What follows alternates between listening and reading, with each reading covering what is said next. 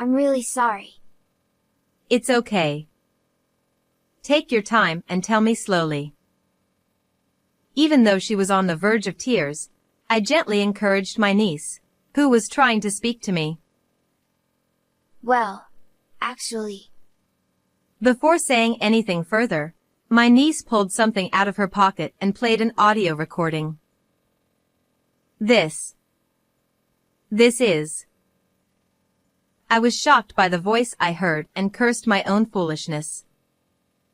I had no idea the situation was so tragic and difficult. I wept at the overwhelming revelation and steeled myself for what I had to do next. My name is Kathy. I work at an IT company, where I am a hardworking career woman. Despite being a woman, I hold a position of responsibility and earn enough to live comfortably. Although I could live on my own, I live with my parents because my workplace is close to home, and I can also work remotely. I contribute financially to the household, and my parents prefer to live with me because they would be lonely otherwise. I have an older sister, who is 2 years my senior. She used to live happily with her kind husband and their daughter, Susan. However, her husband passed away from an illness 3 years ago. At his funeral, seeing my sister completely exhausted, I said, "Sis, why don't you come back home until things settle down? You also have Susan to think about." Thank you for worrying, Kathy. But I'll be fine. She refused to come back home. At the time, I found it a bit strange that she was so adamant about not returning, but I assumed it was because she was always strong-willed and didn't want to rely on our parents. She continued to work and raise her child as a single mother. Knowing the burden on her increased after her husband's death, I stayed in frequent contact with her. She always reassured me that she was fine, repeating the same response each time. Despite our communication, my sister fell ill a year ago and passed away. We took Susan, still an elementary school student, into our home. Since coming to live with us, Susan seemed very down.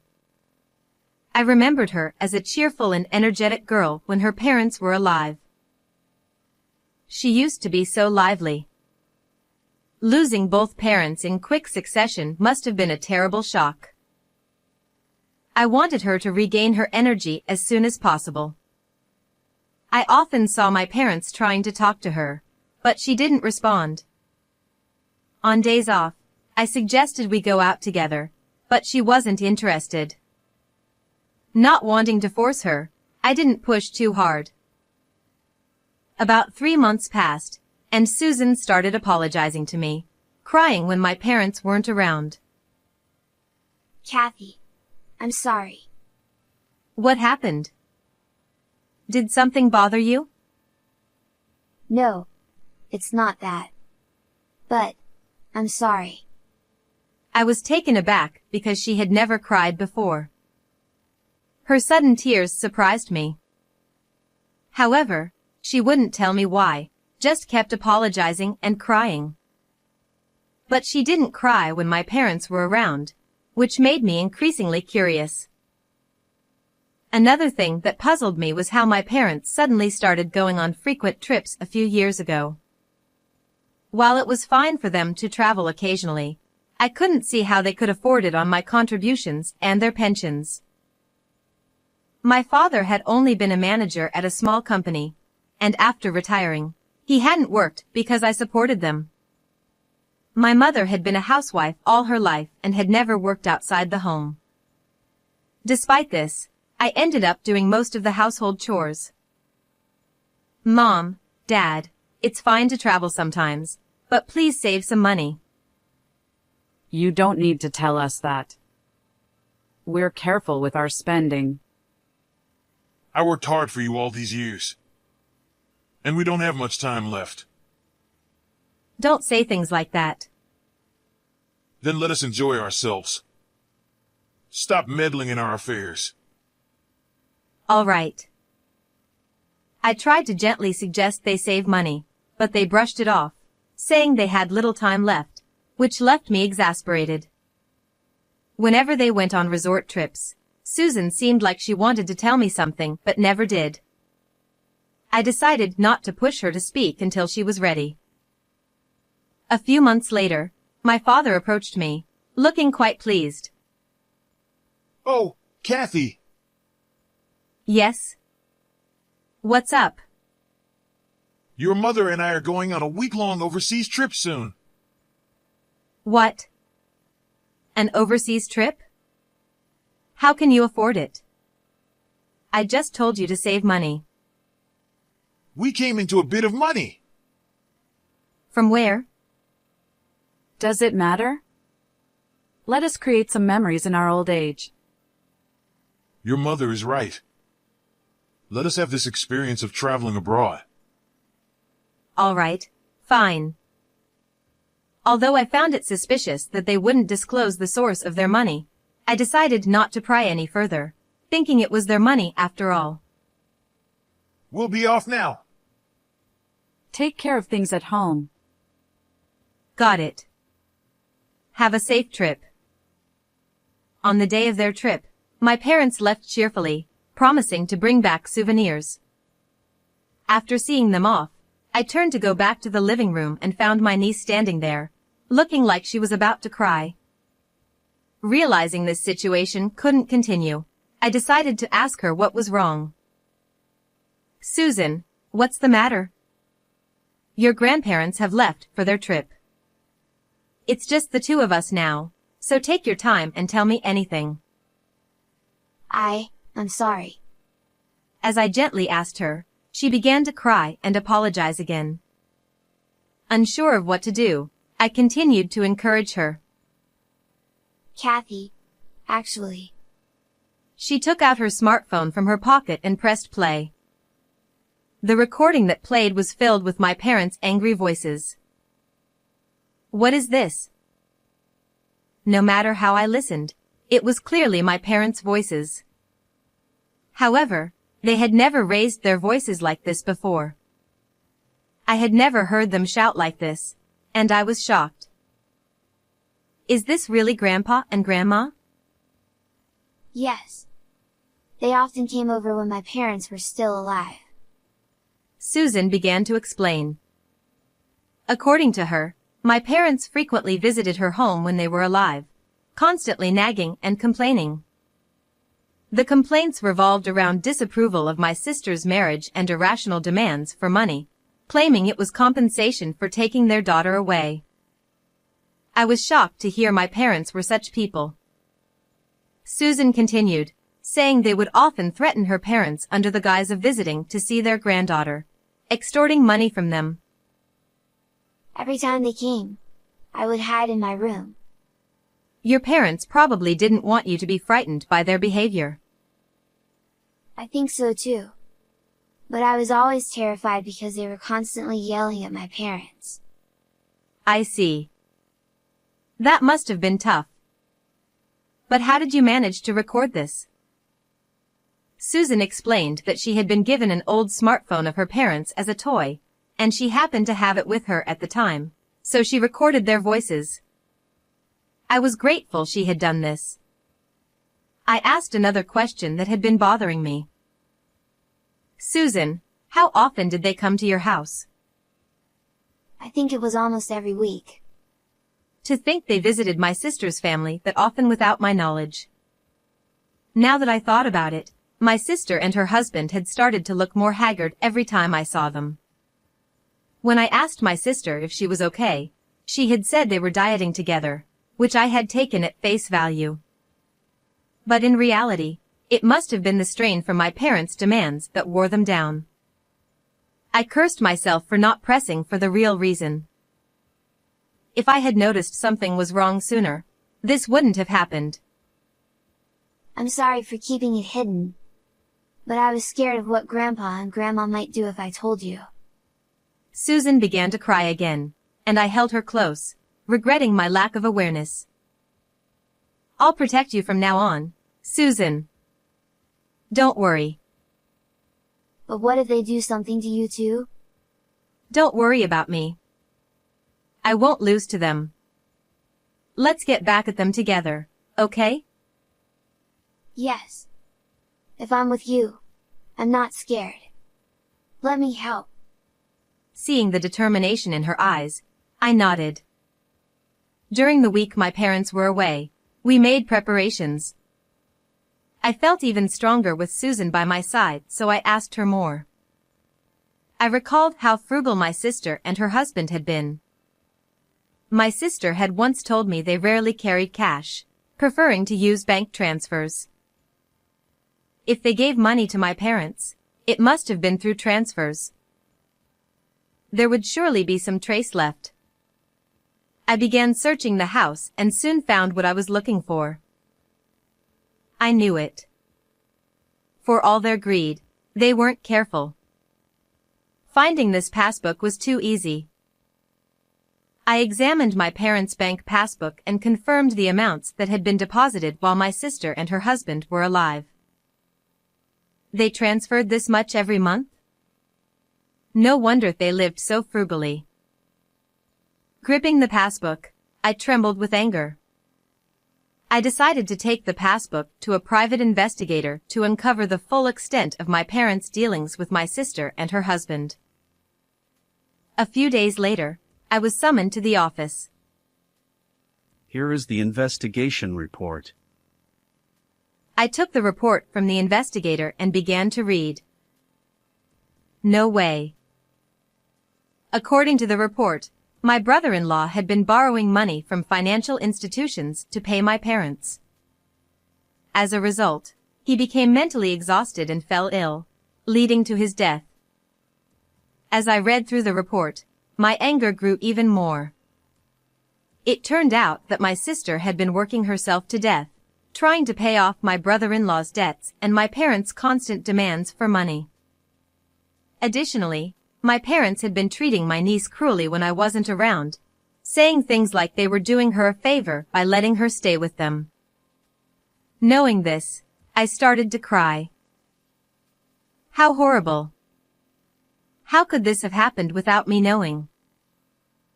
Furthermore, we discovered that your parents even took your brother-in-law's insurance money. You can't be serious. I reviewed the additional report. It confirmed that my parents had indeed taken my brother-in-law's insurance money. They must have used that money for their frequent trips. I thanked the lawyer and headed home. Until my parents returned from their overseas trip, my niece and I prepared our plan. Do you think we can do this? Don't worry. We still have time, so let's practice as much as we need. Okay. I'll do my best. We practiced our plan until Susan felt confident. A few days later, we were ready and waited for my parents' return. We had set up several cameras around the house to capture everything on video and audio as evidence. Of course, I had discussed this with my lawyer and received approval. We're home. Welcome back. Did you have fun? Yes, it was great. Where's Susan? We bought lots of souvenirs. Susan's doing her homework in her room. You must be tired from the trip, so why not rest for a bit? Yeah, that sounds good. How about some tea? All right, I'll make it. Shall I make it? No, I'll do it. I always make your father's tea. All right, understood. My parents returned home full of excitement. It was their first overseas trip, so they must have enjoyed it immensely. I listened to their travel stories for a while. Oh, sorry. I have to step out for a bit. I got a call from work. At this hour? It happens sometimes. I'll be back soon. Take care. Yes, I will. When I thought they had relaxed a bit, I excused myself, pretending to go to work. This was the signal for our plan. After leaving the house, I called Susan. "Hey Susan, I've left the house." Got it? Susan kept our call connected as she went to my parents. Ah, welcome back. Oh, Susan. We brought back lots of souvenirs. Well, thank you. But I need to talk to you. What is it? Speak up. Following my father's words, Susan played the recorded audio she had. Hey, where did you get that? Susan, be a good girl and give that to me. My parents were visibly shocked and panicked by the recorded audio. I plan to let Kathy hear this. Susan, please don't do that. Do you know what will happen if you do that? But, this isn't right. We took you in when you had nowhere else to go, so you should listen to us. Yes, if it weren't for us, we wouldn't be getting any welfare benefits. Then why are you kind to Kathy? My parents became furious and started berating Susan. Despite being on the verge of tears, Susan continued in a trembling voice. We're nice to her because she brings money into the house. That's right. We're living off your father's pension now, so we don't have money. If Kathy leaves, we'll be in trouble. Exactly. As long as she's around, she'll always give us money when we need it. She's a convenient fool. That's awful. Hearing my parents' true feelings, I decided not to let Susan suffer anymore and headed back home. My anger, already at its peak, boiled over as I rushed into the living room. I heard everything. I burst through the door, raising my voice. Oh, what? Kathy? How long have you been here? What about work? I don't care about work. I heard what you really think about me. You see me as nothing more than a cash cow and a housekeeper. Of course. We're not working anymore. How else are we supposed to live on just a pension? That's right. We need your help to survive. They didn't deny it and instead shamelessly demanded money from me. The thought of staying in this house for their sake made me sick. If that's how you feel, I won't give you any more money. I'm taking Susan, and we're leaving. Don't ever contact us again. I won't allow it. How will we live without you? I know everything. I know you took money from my sister and brother-in-law. What are you talking about? Susan, did you? I'm sorry. I told Kathy everything. Exactly. We have all the evidence, so don't bother arguing. I told Susan to get her things, and she nodded and went to her room. Hey, are you serious? Kathy? You're joking, right? You wouldn't abandon us. No, I'm not joking. I can't believe you were such awful people. When Susan returned with her belongings, I took her hand, and we left the house. We stayed at a hotel near my workplace, as I had arranged beforehand. However, we didn't stay at the hotel for long. Within a few days, I found a new place to live. A few days after Susan and I moved into our new home, I received a call from the police. Really? Is that true? The police told me my parents had been arrested for shoplifting. No way. I had only been gone a few days. There's no way the money I gave them could have run out so quickly. Besides, they were getting welfare benefits for taking care of Susan. With these thoughts, I reluctantly went to the police as their guarantor. My parents, looking repentant, apologized. I'm sorry. We just made a mistake. I apologized to the police and took my parents back to the house. With no money, the electricity, gas, and water had been cut off. The house was in a terrible state, reeking of filth. My mother had never been good at housekeeping, and it showed in just a few days. How did everything get cut off? Were you that broke? And what's with this mess? Of course we're broke. We were enjoying our retirement. I can't do housework anymore. I'm not as young as I used to be. You took Susan, so we stopped getting welfare. My pension isn't enough to live on. Exactly. If you had kept giving us money, we wouldn't have had to steal. My parents angrily blamed me for their situation. I could only sigh at their absurdity. This is your own fault. How many times did I tell you to save money? Yet you kept going on week-long trips every few months. Enough of that. Just give us the money. Pay for the utilities.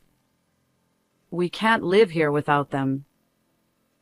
And get a cleaning service. This place is uninhabitable. They kept demanding money and blamed everything on me. I was beyond anger. I was simply fed up. All right. You refuse to acknowledge your faults. In that case, I'm done. What? What are we supposed to acknowledge? I see. You won't admit your fault. Fine. This is the last time I'll speak to you. I'm cutting ties with you. Don't contact me again. I left the house. A month later, the house was vacant. The house, in my name, was sold, forcing my parents to leave. They had forgotten that detail. After some time had passed, I went to apologize to the neighbors for any trouble caused. They told me loan sharks had been lurking around, indicating my parents had turned to them for money. Rumor had it they were seen in a park, looking disheveled. Later, I legally separated from my parents and adopted Susan as my daughter. Now, we share a bond stronger than most parent-child relationships. Our life stabilized, and Susan regained her cheerful spirit, making me happy. I vowed to continue watching over her and make my late sister proud. How did you like this story? Please subscribe to my channel. See you in the next video.